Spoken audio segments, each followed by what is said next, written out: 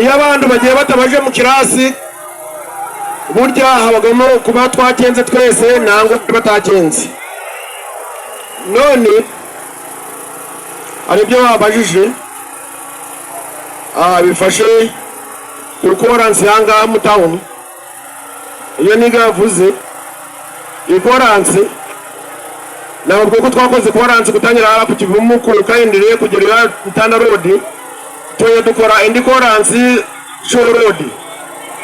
Ariko hancho bitaga priorities ibonda twagera kudukora imihanda gusa twakora n'imihanda imwe ya Marama ko kugura imihanda y'ukujanya Gashinge kugura umuhanda ko kwa Kisoroniku macagwibuka ko bita Matike Road kugura umuhanda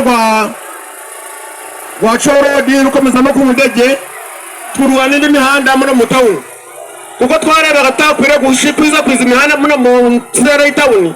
Abandi bantu bahanze bari kubona ku mihanda bari kubura indamara kuza nje kujya mu town.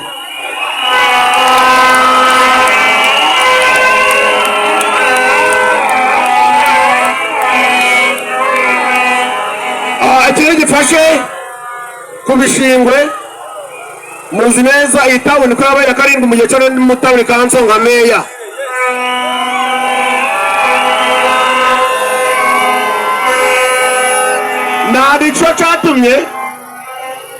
Nadicho chatumye bampereza kugira ngo nje mu parliament kuba tumaze gukora ngaha ibitangaza byinshi muri town.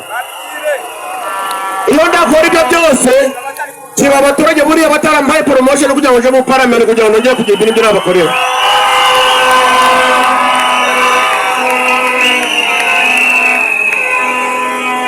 Ari ikintu bavuze ngo kugurisha za plot aho hantu mukuvurize neza.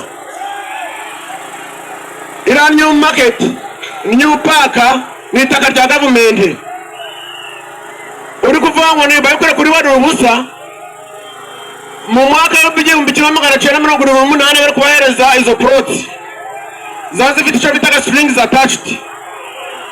Itaka rya government council ifite icapa kandi nico gituma bagize ngo itaka byose by'ibyo government batera application bagatanga izo bitaga za ground rent bagatanga na premium uko amategeko avugana na gusaba kugira ngo n'umuntu agusaba kugira ngo akiza mu parliament akore kwa yasomye Local Government Act kamwe na Constitution ya Uganda.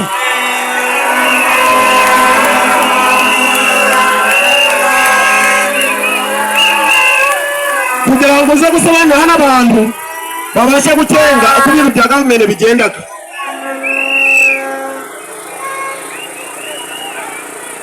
Kumanza birangiye icyo umukobwa asabya yavuze ngaha byashizeyo. Okay, Samuel.